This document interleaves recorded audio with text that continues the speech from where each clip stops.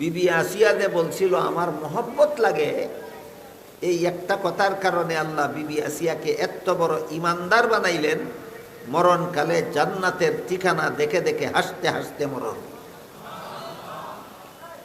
মুফাসসিরিনে কেরাম লেখেন ঠিক তেমনি ভাবে যে আলেমগণ নবীগণের অবর্তমানে নবীগণের দায়িত্ব পালন করেন, দুনিয়ার মানুষকে জাহান্নাম থেকে বাঁচার পথ দেখান, এদের প্রতি যারা ইবনে আব্বাসের কথা মতো আলহামদুলিল্লাহি নাহমাদুহু ওয়া নাস্তাঈনুহু ওয়া নাস্তাগফিরুহু ওয়া নু'মিনু বিহি ওয়া নাতাওয়াক্কালু আলাইহি ওয়া নাউযু বিল্লাহি মিন শুরুরি আনফুসিনা ওয়া মিন সাইয়্যিআতি আ'মালিনা। من يهده الله فلا مضل له ومن يضلله فلا هادي له ونشهد أن لا إله إلا الله وحده لا شريك له ونشهد أن سيدنا ونبينا ومولانا محمدا عبده ورسوله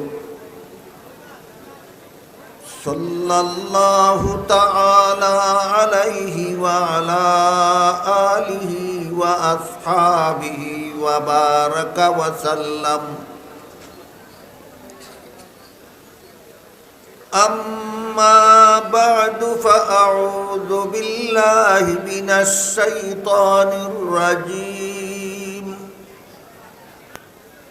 بسم الله الرحمن الرحيم. إن الذين ينادونك من وراء الحجرات أكثرهم لا يعقلون ولو أنهم صبروا حتى تخرج إليهم لكان خيرا لهم والله غفور رحيم. وقال رسول الله صلى الله عليه وسلم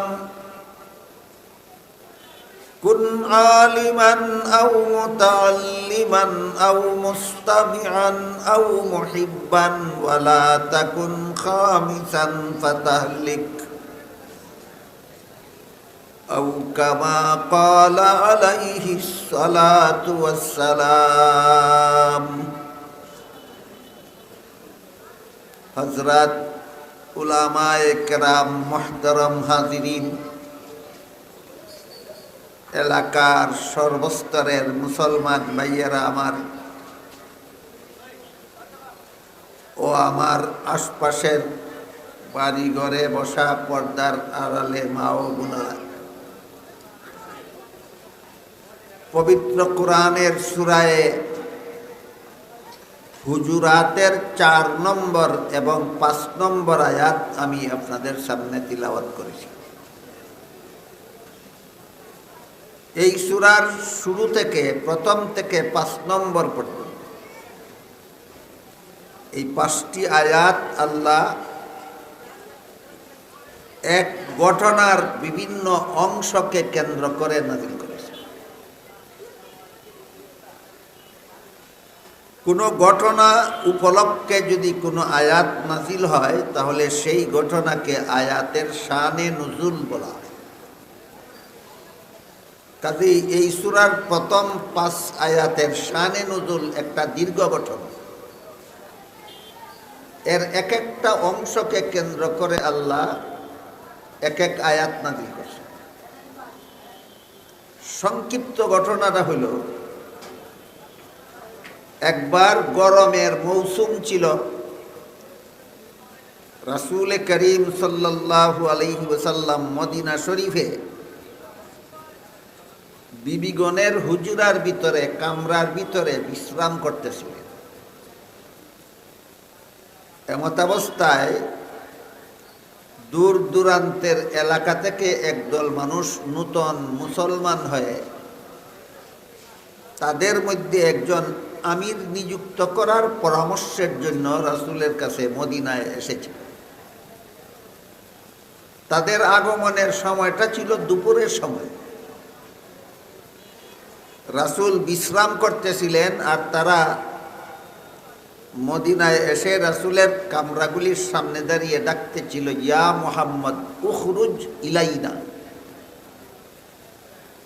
তারা এইভাবে ডাকতেছিল যে, হে মুহাম্মদ, আপনি বের হয়ে আসুন, আমরা আপনার সাথে একটা পরামর্শের জন্য সাক্ষাৎ করতে এসেছি।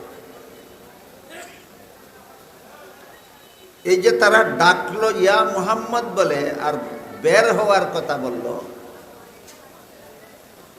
এই দুইটা বিষয়ের প্রতিবাদে আল্লাহ সূরা হুজুরাতের 4 নম্বর এবং 5 নম্বর আয়াত নাজিল করে বলেন, ইন্নাল্লাযীনা ইউনাদুনাকা মিন ওয়ারাইল হুজুরাত, অর্থাৎ হে রাসূল করিম সাল্লাল্লাহু আলাইহি ওয়াসাল্লাম, নিশ্চয়ই যারা আপনাকে কামরাগুলির বাইরে দাঁড়িয়ে ডাকে,